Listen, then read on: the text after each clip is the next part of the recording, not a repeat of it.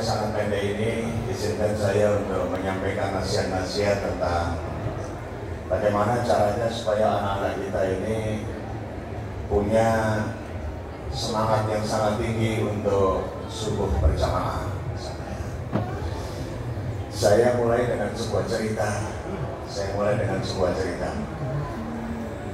Kemarin itu saya mengisi sebuah acara di sebuah SMA di Jawa Timur.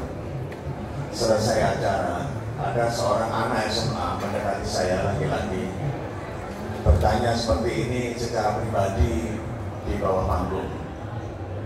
Ustaz, saya ini punya keinginan yang sangat besar untuk cita-cita saya itu terkabul.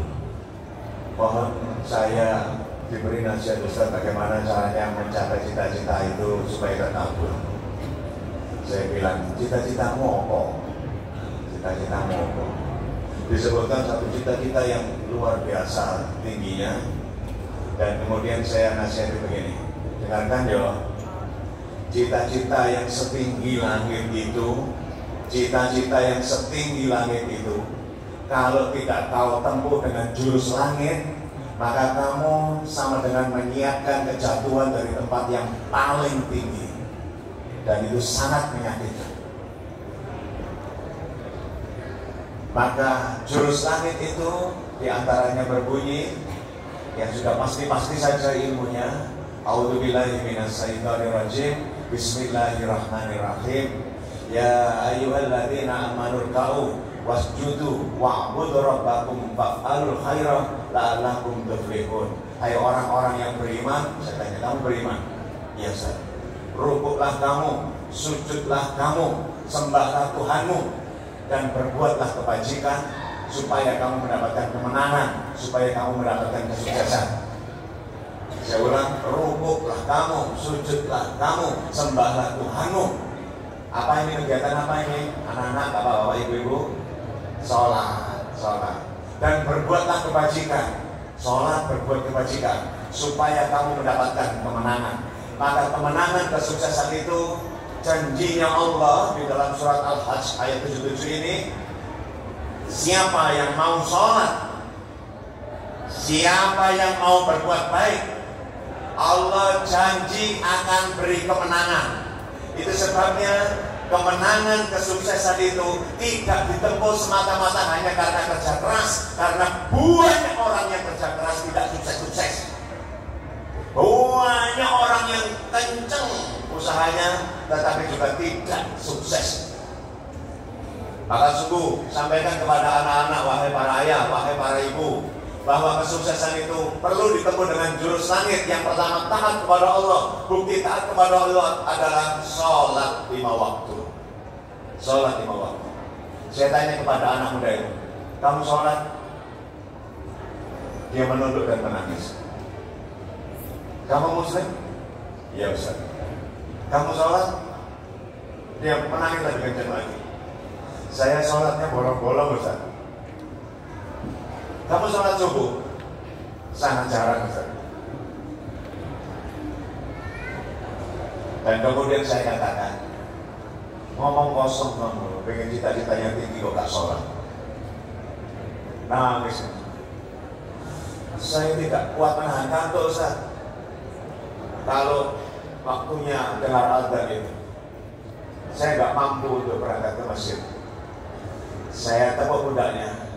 Satu-satunya cara, lawan kantukmu, lawan malesmu itu. Kalau kamu nggak bisa melawan ini, nggak mungkin kamu bisa menembus cita-citamu yang setinggi langit itu. Makin kenceng nangisnya. Saya berjanji, Ustaz, mulai besok saya akan sholat subuh. Masya Allah. Saya menemukan sebuah anak muda yang berjujur-jujur air mata ketika bertanya tentang sholat. Maka hari ini saya akan sampaikan lebih panjang lebar terkait dengan bagaimana anak-anak kita nanti mudah-mudahan menempuh cita-citanya, ya, menempuh cita-citanya. Mau dibantu kliknya materi ini supaya ya jemaah bisa memfoto dan sebagainya. Ya, silakan diklik. Nah, ini ya. Akan on kembali dengan sebaik-baik penampilan. Apa, seperti apa nanti virus-virusnya? Seperti lagi, ya. Dihembuskan satu virus. Nah ini ya. Dihembuskan satu virus Lewat apa? Lewat penelitian ilmiah, dipakai jalur ilmiah. Virus itu pakai jalur ilmiah. Bunyinya adalah dihembuskan satu virus bahwa usia muda adalah usia kegundahan, kenakalan, krisis, keguncangan, kemalasan, mencari jati diri, pacaran. Semua virus itu dimasukkan lewat jalur sekolah, lewat jalur psikologi, lewat jalur pengajian kadang-kadang. Saya cek penelitian itu tidak relevan dengan Al-Quran. Tidak relevan dengan Al-Quran. Dan ini dikatakan ilmiah, supaya orang-orang, supaya anak-anak muda itu kalau tidak percaya dengan penelitian ini, maka cukup dibantai dengan satu kata: kamu bukan orang ilmiah, makanya tidak setuju dengan penelitian. Itu sebabnya Pak, kalau ada tetangga kita, penjenengan juga sendiri, anak kita kok berpendapat bahwa anak muda itu usianya waktunya gundah gulana, rusak dan sebagainya, sesungguhnya kita sedang terkena virus. Dan kalau terkena virus, berarti performa kemusliman kita, performa keislaman kita itu pasti akan lemot. Pasti akan lemot. Karena tugas kita semuanya adalah memastikan bahwa anak-anak kita tidak terserang virus ini. Banyak orang tua tanya kepada saya, anak saya SD dulu Ustaz, ya Allah rajin ngaji di sini, di TPG ini, SMP juga bagus Ustaz. Begitu masuk SMA sekarang, nanti TPG gak gelem, dijak sholat gak gelem. Nangis. Di kota Mojokerto, habis isi acara saya diuber-uber 2 orang, suami istri, murid-murid. Ustaz, jangan pulang dulu Ustaz. Beri kesempatan saya beberapa menit saja untuk bertanya. Kenapa Bu? Kenapa Bu?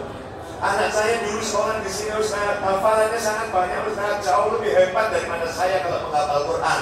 Hafalannya lebih dari 5 juz Ustaz. Sekarang kuliah di Australia Ustaz.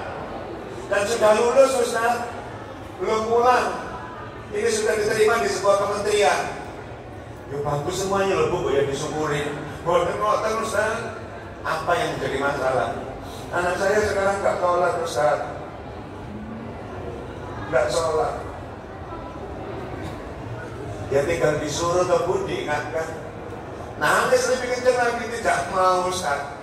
Anak saya malah bilang, ibu itu ngotot-ngotot nyuruh aku sholat. Emang Tuhan itu ada tak? Ada bahaya mengintai begitu Pak.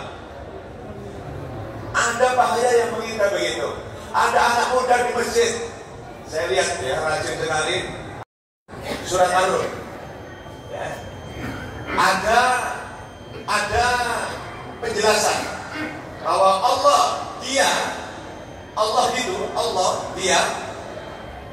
yang menjadikan kita ini semuanya punya 3 fase. Yang pertama adalah fase lemah. Setelah lemah kita dijadikan oleh Allah kuat.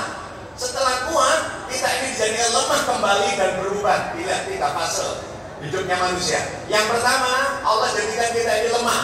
Setelah lemah, kita ini jadi kuat. Setelah kuat, kita jadi lemah kembali dan berubah. Ada 3 fase. Kita mulai dari yang belakang saja biar gampang. Lemah dan berubah, itu fase apa? Fase apa? Pemuda atau lansia? Lansia. Lemah dan berubah, itu fase lansia. Kalau begitu lemah yang pertama, itu fase apa? Anak-anak bayi, anak-anak atau bayi, Masya Allah. Fase kanak-kanak, kemudian terakhir fase lansia. Yang kanak-kanak fase apa?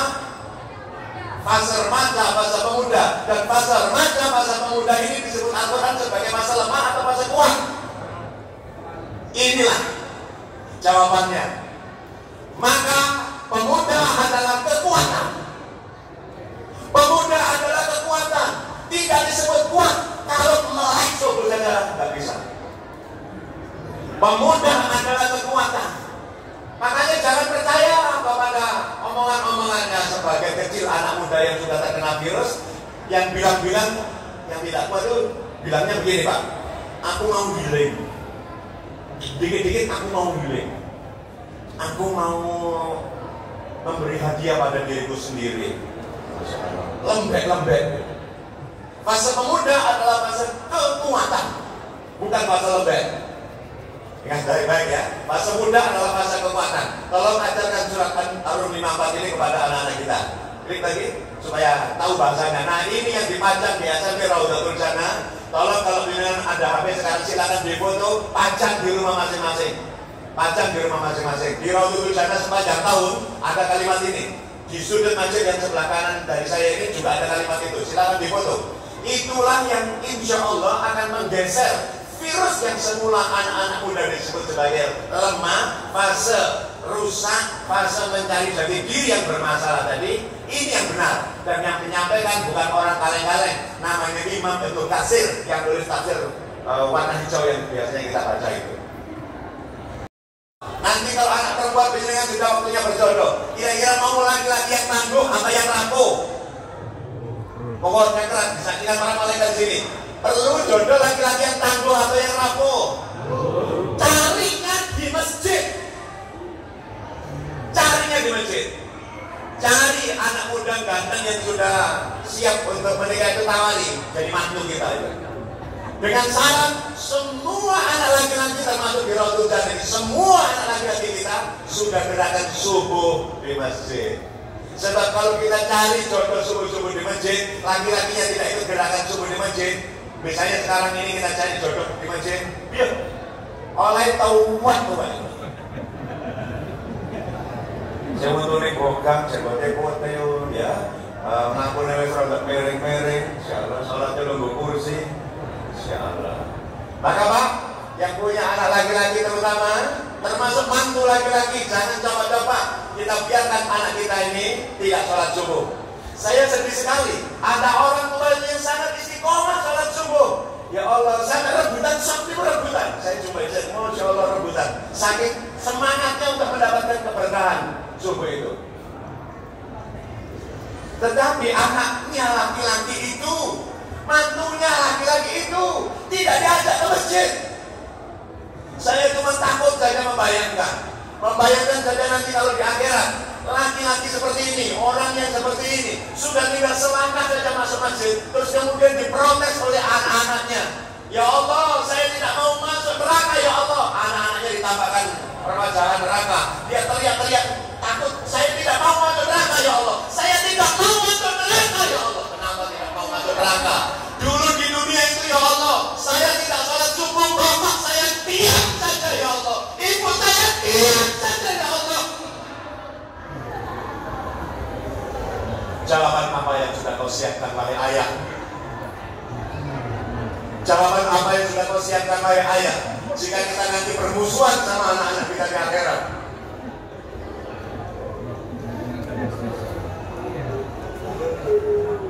Saya pernah dibantah lagi, Ustaz, masa didik anak itu harus berhasil? Oh, Nabi aja gagal kok. Saya kau wakil bukan Nabi mana yang gagal? Nabi mana yang gagal? Kira-kira siapa yang jadikan alasan? Nabi siapa? Nabi Nuh. Kita ini Nabi bukan, kiai bukan, ustaz juga bukan, masa harus berhasil? Nabi aja gagal. Ya Pak, tak luruskan pikir ya Pak. Saya khawatir ya, pahala kita yang belum terlalu banyak di dunia ini nanti di akhirat urusan sama Nabi Nuh nanti ya. Ini perintah untuk anak-anak, perintah untuk orang tua, coba dikit lagi. Nah, orang tua juga diminta untuk perintahkan keluargamu itu mendirikan sholat dan bersabarlah. Cuma kata yang dipakai dalam bahasa Arab, kalau untuk anak-anak pakai kata wasbir, kalau untuk orang tua wastobir. Satu wasbir, satu wastobir. Kalau anak-anak wasbir itu sing sabar, kalau untuk orang tua wastobir alaga. Wastobir itu artinya sing sabar. Par. Berarti orang tua kudu telaten, diajak bisa nggak kena, diajak mana, terus sampai anak itu mau. Kalau perlu kasih hadiah, kayak Raudhatul Jannah itu ya, kasih hadiah rice cooker, kasih hadiah sepeda, kasih hadiah apa, sampai anak itu mau. Gunakan duitnya Pak untuk membuat anak-anak mau sholat subuh. Kenapa anak-anak nggak mau sholat subuh? Karena biasanya anak-anak mengalami trauma mental kayak begini. Doa, Senin Mahi. Kopi itu gak terlalu ada, hujan banyu kan kok. Trauma di rumah. Berangkat ke masjid, ketemu kocok-kocoknya yang punya nasib yang sama. Ya. Guyon dengan tempat dua. Siraman gak garu-garu, dan sholat di belakang. Setelah sholat di belakang, guyonan senggol-senggolan gak karu-karuan. Setelah senggol-senggolan karena mengganggu banyak orang lain, imamnya berdiri. Ini pernah saya alami ya, di Kota Malang waktu itu ya. Saya sholat di belakang karena saya ingin musafir di belakang dan agak di Masjid Juanda. Saya sholat maghrib. Tenang saya, Allahu Akbar. Pas rukuk, deretes air mata saya jatuh. Tes. Kenapa? Karena sebelah saya nggak punya kaki. Nggak punya kaki sholat. Kenapa yang kakinya untuk dua itu males ke masjid, ya Allah? Saya menangisi kaki saya juga. Allah harus rukuk dulu baru kita ke masjid. Ya Allah. Maka wahai anak-anakku, bersyukurlah kakimu utuh dua, bersyukurlah matamu utuh dua, bersyukurlah tanganmu utuh dua. Dan bentuk rasa syukur itu adalah taat kepada Allah, sholat. Inna a'tayna al-kautsar. Sesungguhnya telah kuberikan kau nikmat yang banyak. Fasholli li rabbika wanhar. Maka sholatlah, dirikanlah sholat dan berkorbanlah. Sholat itu bentuk rasa syukur kita diberi nikmat yang banyak. Ya, sholat itu bentuk rasa syukur kita diberi nikmat yang banyak. Diberi nikmat yang banyak. Jangan sampai kita ini terlalu lalai, sebagaimana disampaikan oleh muadzin tadi, as-sholatu khairum minan naum. Yang matanya utuh dua, bacalah Quran. Yang kakinya utuh dua, berangkatlah sholat. Jangan sampai seperti ini. Maaf, jangan sampai kita menunggu yang seperti ini maksudnya. Lihat, lagi. Ini tidak punya kaki, lagi. Lihat kakinya cuma satu, tapi sholat. Lihat lagi, kakinya satu, sholat. Lagi. Ya Allah, kakinya satu, sholat. Lagi. Kakinya palsu juga sholat.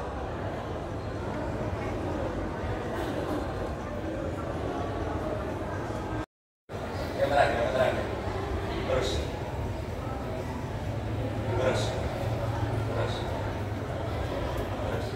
Cukup ya.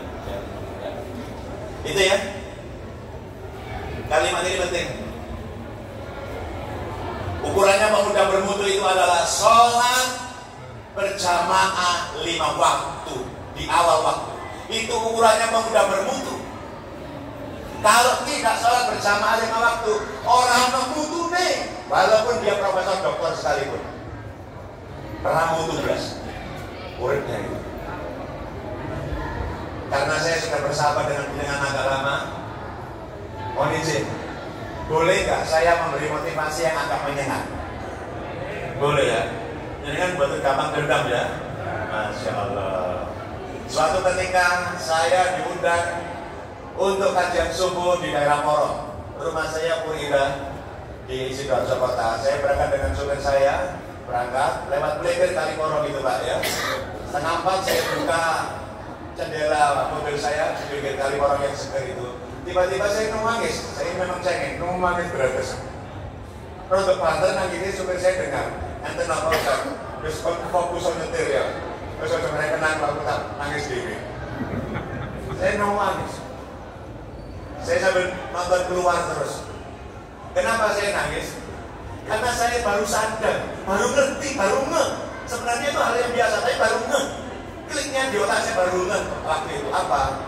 Di pinggir Sungai Porong itu banyak orang kampung memelihara ayam. Dan dari kandang-kandang pering-pering ada nih dari pinggir-pinggir kali. Ayam kampung Pak. Nah yang saya tangisi adalah, ya Allah, ternyata PT itu loh setengah apa wis padha tani. PT lanang PT jago niku bau werok-werok. Buah kumpul-uyuk membangunkan istri dan anak-anaknya untuk menyambut keberkahan ilahi Rabbi. Nah saya nangis. Kenapa saya nangis? Karena saya ingat kalimat saya sendiri, ya Allah, PT kalau setengah apa tani, ya Allah. Orang menunggu lanang-lanang disebut bapak, disebut ayah. Gak tani setengah apa-apa syukur. Gak bangunkan anak-anaknya, gak bangunkan istrinya. Ya Allah ini. Maka saya berlepas sejenak pikir saya. Berarti kalau kita ini ternyata gak bisa bangun untuk persiapan sholat subuh, saat-saat kita ini kalah taruh. Ya, mohon maaf kalau agak menyengat ini. Ya. Jangan sampai kalah sama ayam kita ini Pak ya. Mari kita urus. Insyaallah. Coba carikan gambar ayam. Sebelumnya.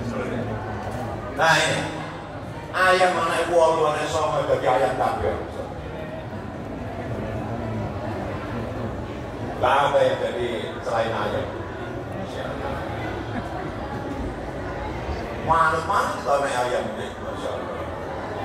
Mudah-mudahan ini inspirasi sederhana ini mudah-mudahan menyemangati kita sehingga nanti berangkat sholat subuh tidak pakai keluh kesah. Masya Allah ya. Masya Allah. Siap angkat tangan kanannya. Masya Allah. Letak